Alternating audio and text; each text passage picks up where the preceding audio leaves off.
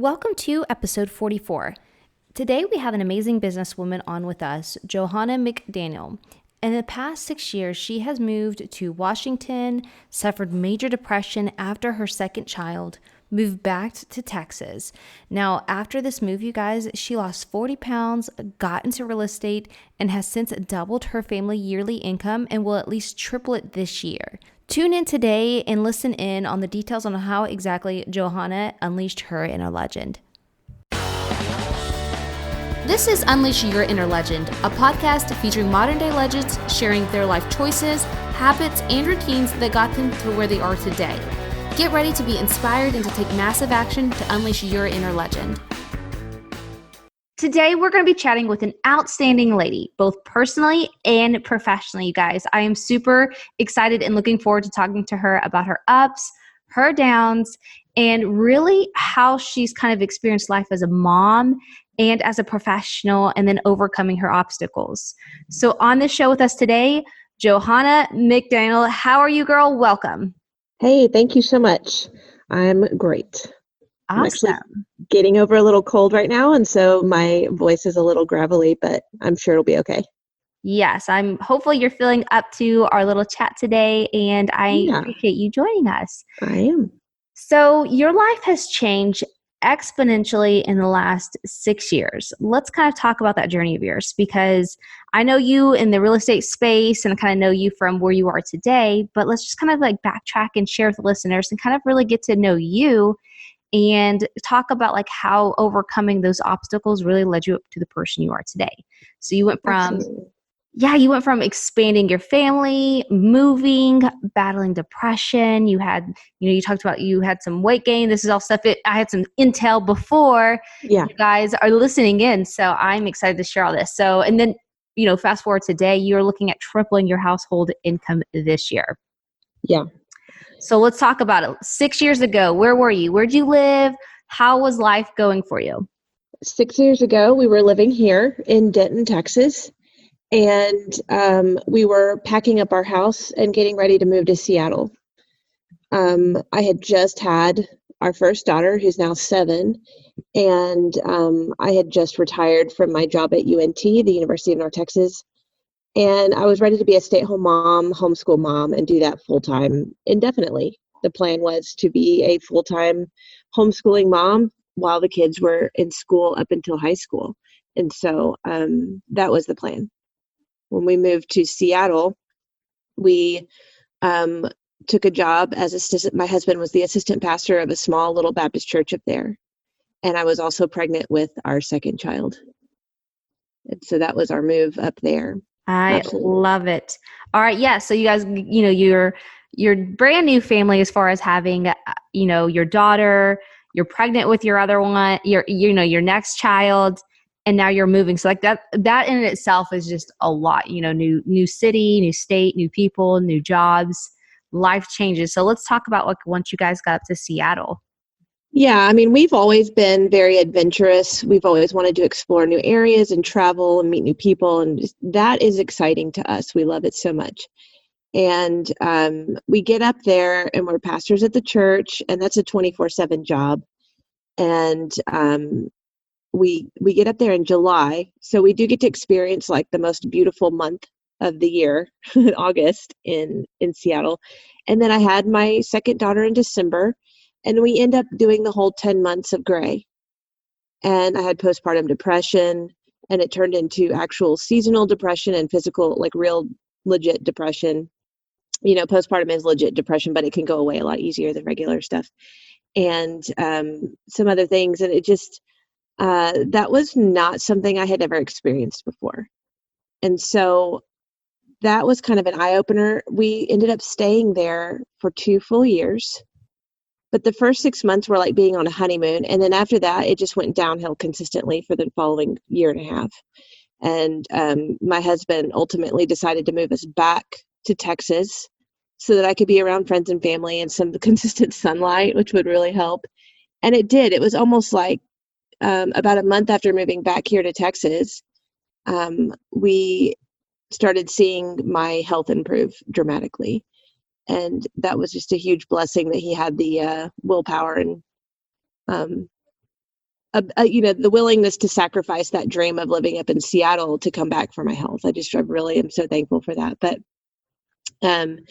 during that time, I, after having my second child, my body changed and I started having thyroid issues and food allergies. I started gaining a ton of weight, and just lots of stuff was going on with that. And so we're still homeschooling during this time, moving on to my husband getting laid off from multiple jobs after about 6 to 8 months after each other. And so that was really hard to have to reset our financial stability in our timeline for like when we want to go buy a house again when we move back. And that kept putting us in the same cycle over and over and over again. So the last 5 years, we have been in this like recursive cycle of debt and almost on the line of poverty.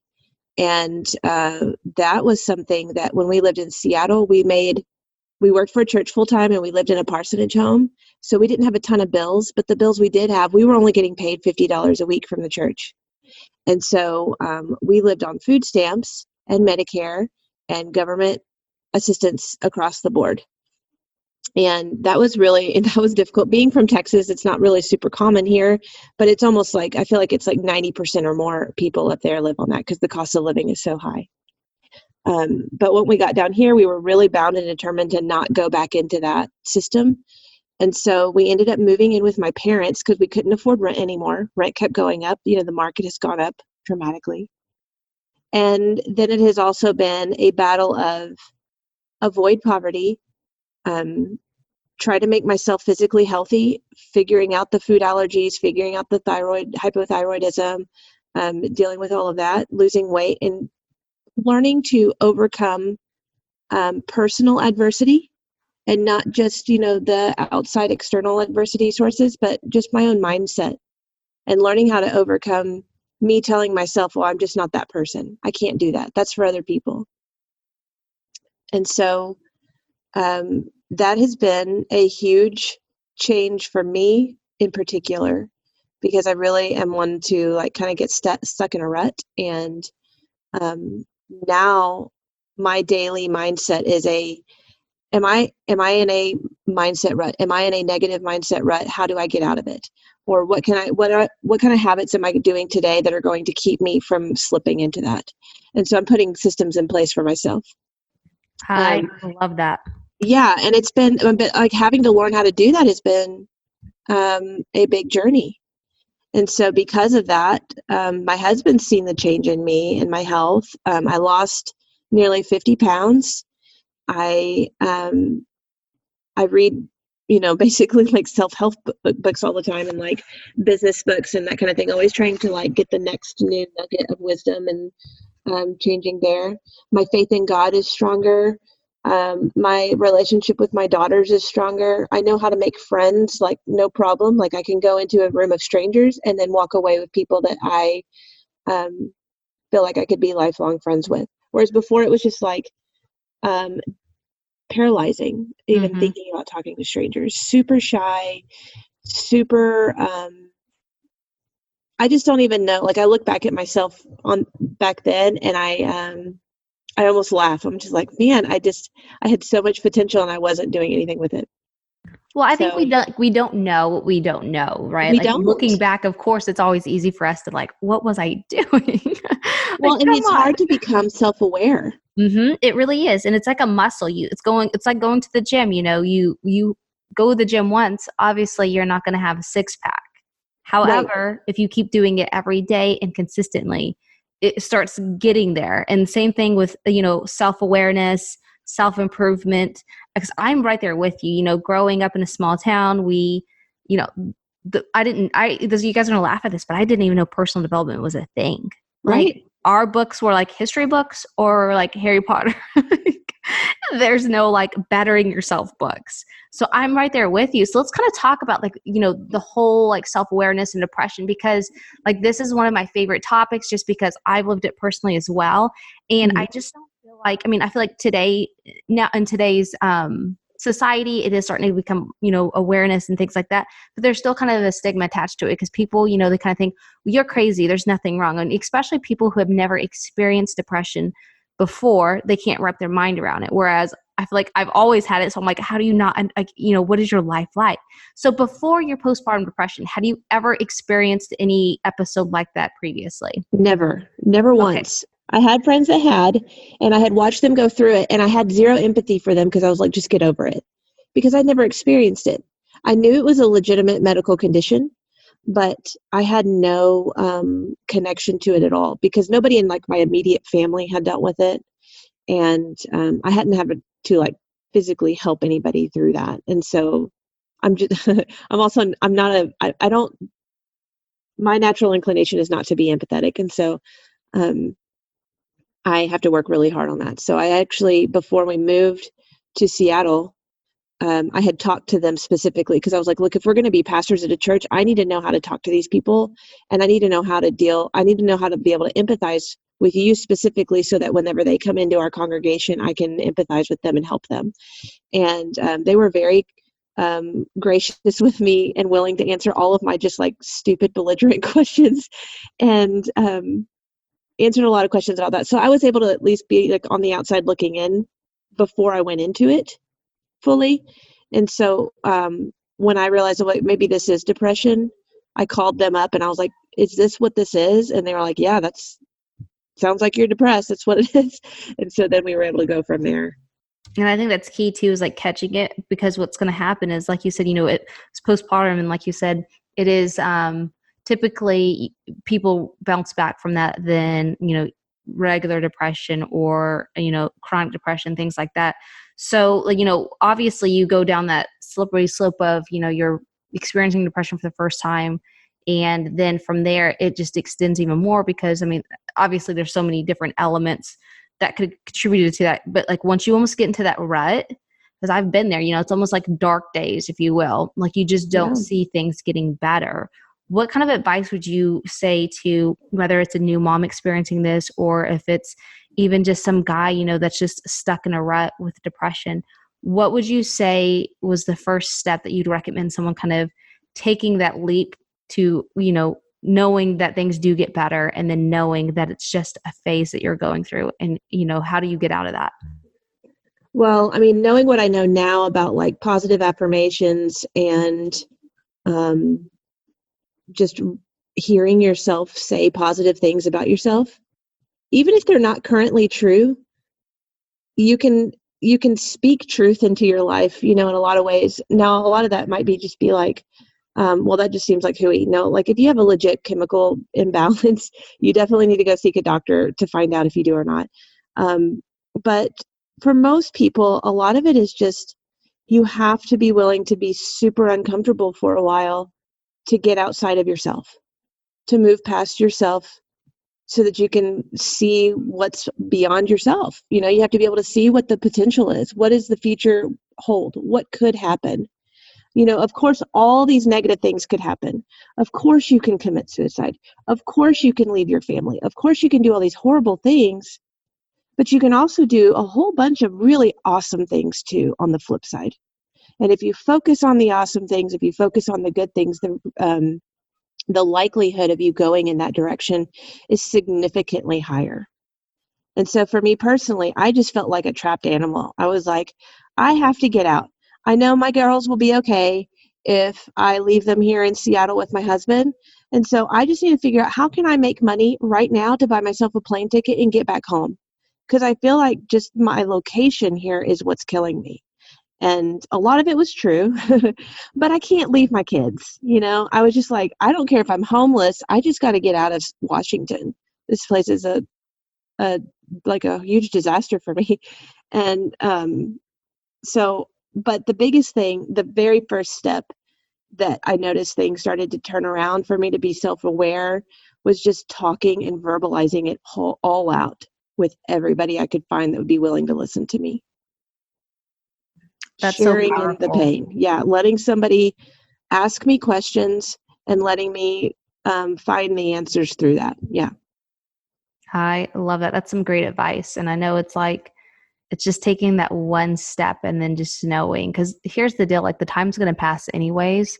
So unless if you are not changing anything about your environment, about your mental health, like it's not going to change for you. Usually, you know what I mean? Like we're in charge of our own happiness. And if we're not happy, it's determining, like you said, obviously, if you know, if people out there have a legit chemical imbalance, definitely seek professional help. But if it's coming from like things, and I think, you know, just speaking from my personal past experiences, it's like looking back, I'm like, oh my gosh, no wonder I was depressed. I was almost self-sabotaging myself. I was making decisions. I was not changing anything. I was, you know what I mean? It's like, wait a minute.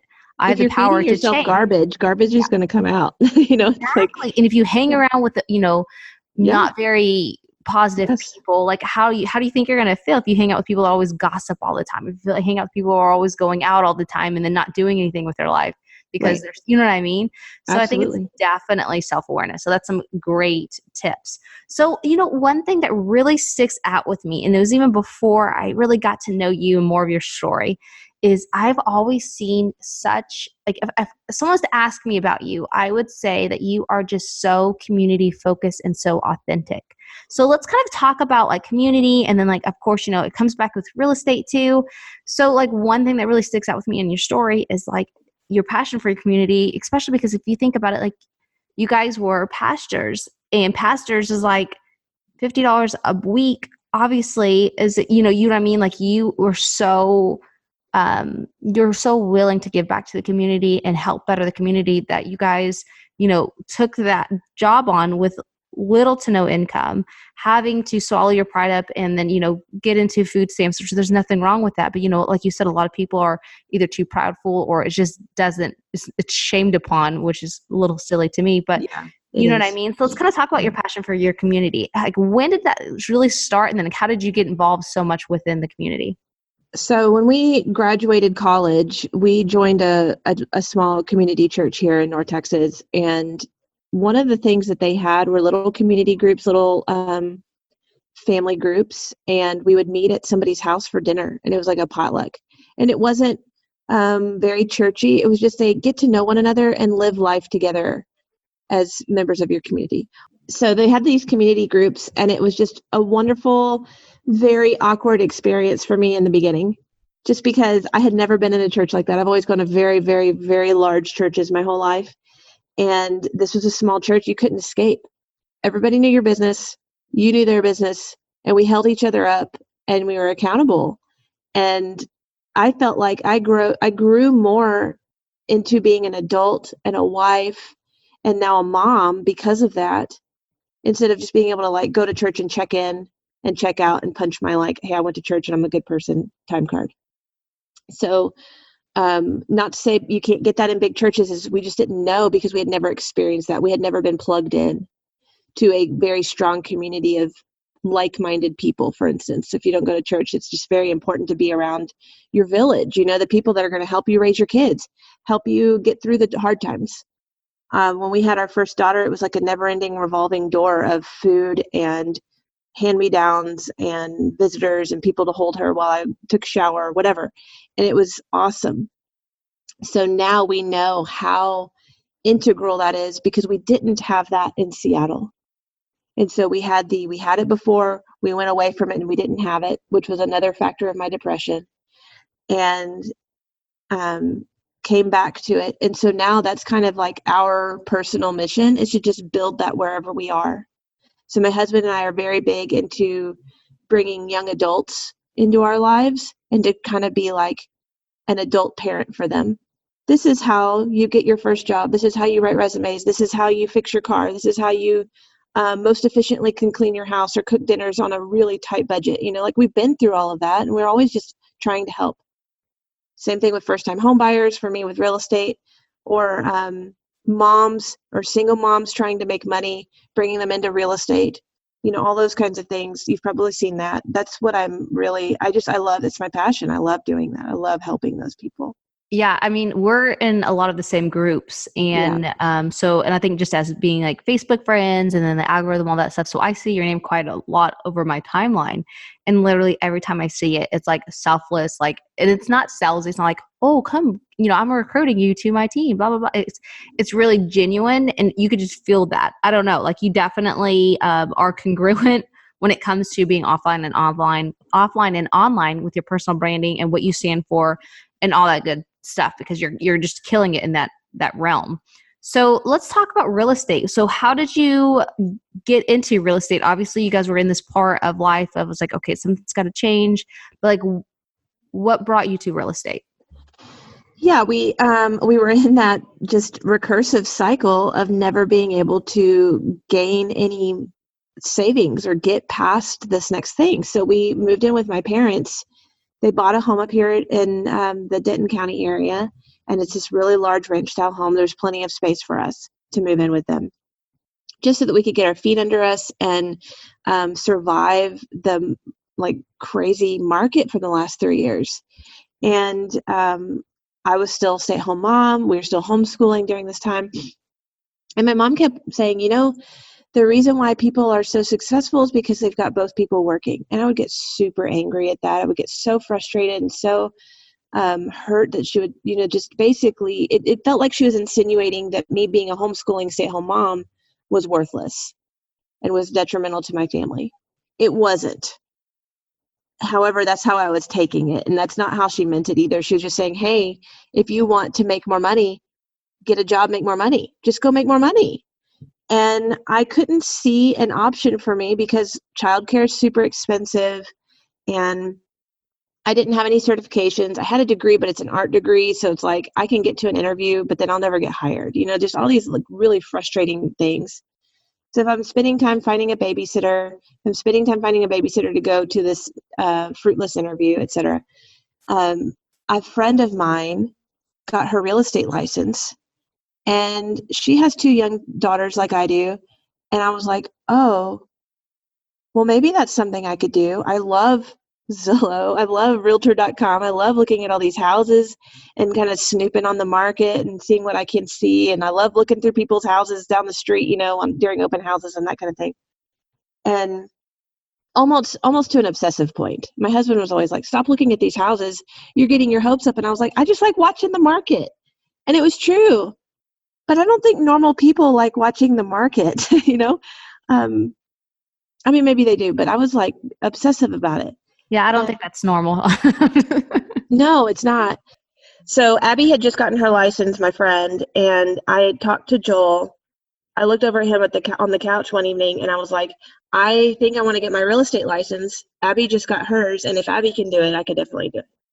So I scheduled a coffee date with her, and I asked her a bunch of questions, and then I went back to Joel that next evening, and we figured out how much things would kind of cost and how we're going to start searching into it. And he's been all for it. I got my license. It took me a long time because I was having to learn how to study again. It had been nearly 10 years since I had been in school, so I didn't even know how to like read for test regurgitation or anything like that. So that took me about 6 months to get my real estate license. And then I felt like I hit the ground running. I was working 24/7, spinning my tires, just not getting any traction, but working my butt off, just sleeplessly working nonstop. I had so many clients, and they all left me. And I had a lot of hard lessons to learn on sales and educating clients and learning all of that. And it was really heartbreaking. But because I was so just almost like stupidly bound and determined to win, I I'm now seeing success in real estate, and it's so refreshing now, and I can kind of chill out a little bit. It's good, but that first 6 months was really hard. But I think that the big factor there was also whenever I switched over to EXP, it changed things for me. That's awesome. I mean, what an incredible story from you going to like not being able to land a job to you just said, you know what, forget it. I'm going to take things into my own hands and I'm just going to Yeah, create my own business. And I don't I think have a to lot of be in people, charge. yes, I don't think a lot of people like understand, especially in like this modern day age. It's like there's so much opportunity. I mean, obviously real estate is something I could relate to because same situation as you, was making like $6.55 an hour working at a bank. I'm like handling, tens of thousands of dollars, being able to, balance funds and things like that. And you're paying me $6.55 an hour. Like that's, I don't want other people's money. I want my money. Exactly. And you're in control of it, right? And you are able to adjust your calendar. And then obviously with that too, it's, famine or feast. So you've got to know that balance, but it's definitely out there. So now that you're, accelerating in real estate, you're rocking it. Now I know you're starting to build like your team. So let's kind of talk about like team building and like leadership, because it's just so fascinating to me as like you as an individual being so giving, always adding value. And then now the exciting part of now you're opening that to building up a team for people who are, like-minded like you and looking for something else. So let's kind of talk about that. So I in a disc profile, I'm a very high D, but I'm also a very high I. And so I'm very outgoing, but I have to be in control, and I feel like I can do bigger business if I have more hands at the wheel. And I can't do as much business as I want to do right now without bringing more people onto my team. And so my husband is also getting his license right now. We're waiting on Trek to finally approve his test. You know how that goes. It's like the never-ending wait. But we're getting close there. And then I have an agent down in Houston right now. And then I've got 2 more coming on with me here in the Metroplex in the next 6 months that are working on their stuff right now. And that is super exciting to me because I'm not trying to do mass expansion right now. I know I could, but I would feel more comfortable growing a family, if that makes sense. Kind of just based on what we're talking about with the building community and that kind of thing. I want to be able to influence and attack the problems that I'm seeing head on personally, instead of just getting a ton of people. I want to grow like a really good solid group and people that I could feel okay with watching my kids or calling aunt and uncle to my children or, that kind of thing. I want to grow a family in real estate rather than a big mega team. And so my expansion and my reach there is not going to be as big as some others that you're going to see. But I really feel like I can grow the success in a very methodical way. Now you come back to me in a couple of years and ask me if I feel the same way, and it might change. But right now, as it is still being new, I'm like, I don't know if I can do big time stuff yet. That's super exciting. Well, I know you're definitely going to be more than successful just because of your personality. And then just, like you said, you've had to learn that empathy trait and then learning how to guide and counsel others, whether it be from church or down to the people that you're leading. Mm-hmm. So that's super awesome. I'm excited to see, like that next phase of your life and kind of going from there. So for those listening in today and then are curious, either, reaching out to contact with you, whether it's following your journey, maybe learning more about your team, how can they connect with you and what's the best way to find you? You can find me anywhere at Realtor McDaniel. You can Google at Realtor McDaniel, McDaniel on Google, and I am everywhere. You can find me at pretty much all of the platforms there, and I am an open book. I actually respond a little aggressively. I talk to people, try to be within 5 minutes across the board. And so if you're hearing from me, you're hearing from me and not a chatbot. Johanna, thank you so much for sitting down with us, being open and real, and just being yourself. I appreciate your time spent on the podcast today. Thank you, Hollie. I actually really like the platform that you've built, and I hope it continues. I hope you enjoyed this episode of Unleash Your Inner Legend. For more inspiration, make sure to subscribe by going to unleashyourinnerlegend.com. We'll see you guys next week.